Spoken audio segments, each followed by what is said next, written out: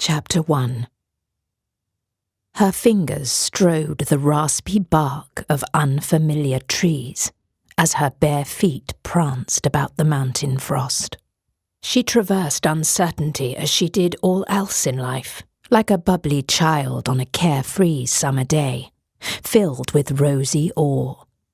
Perhaps those were bouts of denial in the face of tragedy after tragedy after tragedy. It was how she best coped with her circumstance, even as she again fled death amid that starry, near-moonless night, lost and shrouded in only a crimson cloak. Illumined or not, Mother Nature was foreign to her there. Mother's peaks seemed higher, her lowlands bleaker, her chills colder, her beasts fiercer, her estrangement harsher. That was not why Damiana slowed to a stop. Lights had become discernible in the faraway below. A coast, a town. That meant help. But it also warned of more males. One ended her life as she knew it. The ones after nearly killed her. Dionisio would surely, if he ever found her.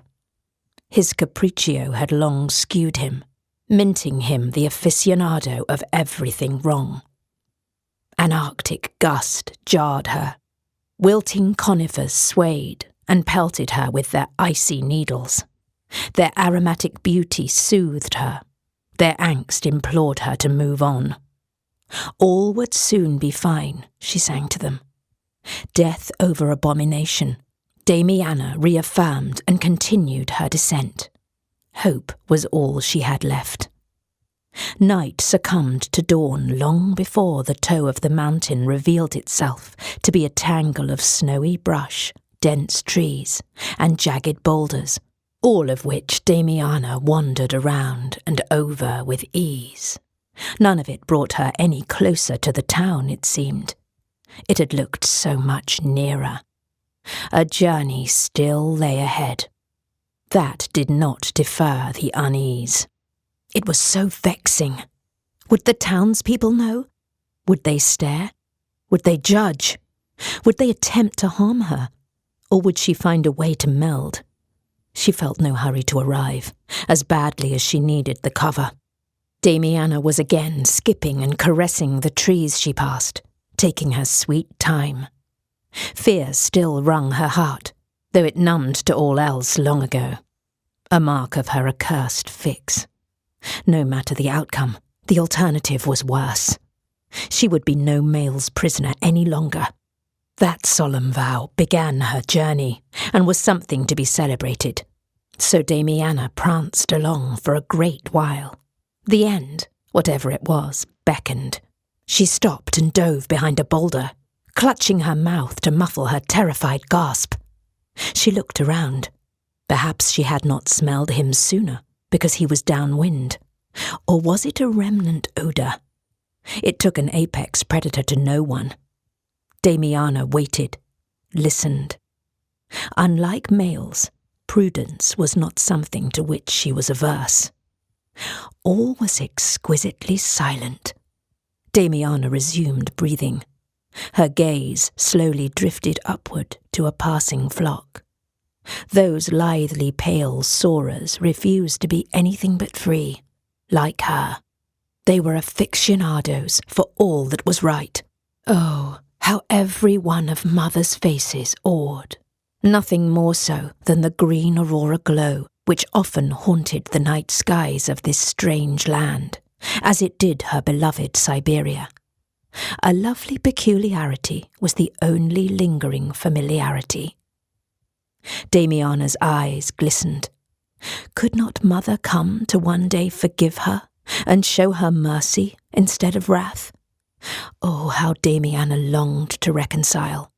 The birds dwindled to mere specks in the glowing horizon and were gone.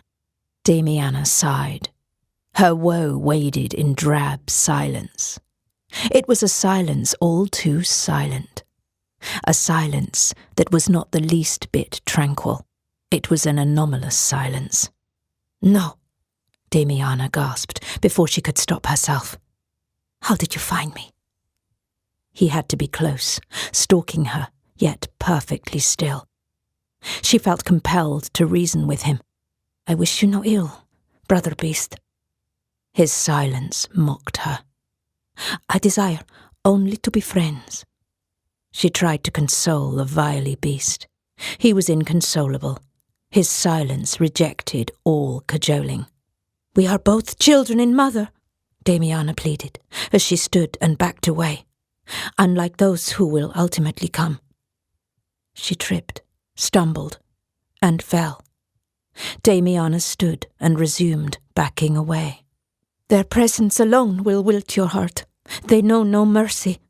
She readied to flee the way she came, back up the mountain. "Please let me pass, brother beast," Damiana begged. "It is not too late for either of us." She was unable to see him, yet certain he was there. She glanced in the direction of town, determined to reach it. "I am your friend, and you are mine," she reassured the wily beast, then plunged back into her journey toward the small coastal town, full sprint. She could not go back the way she came. Damiana scrambled to a stop as he emerged from the trees ahead.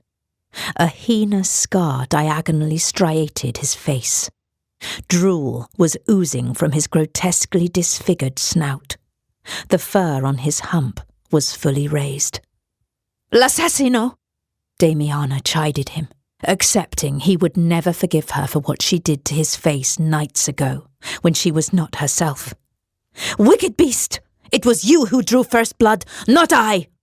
Her only regret had been failing to kill him. The massive, scar-faced grizzly charged. She fled the way she came.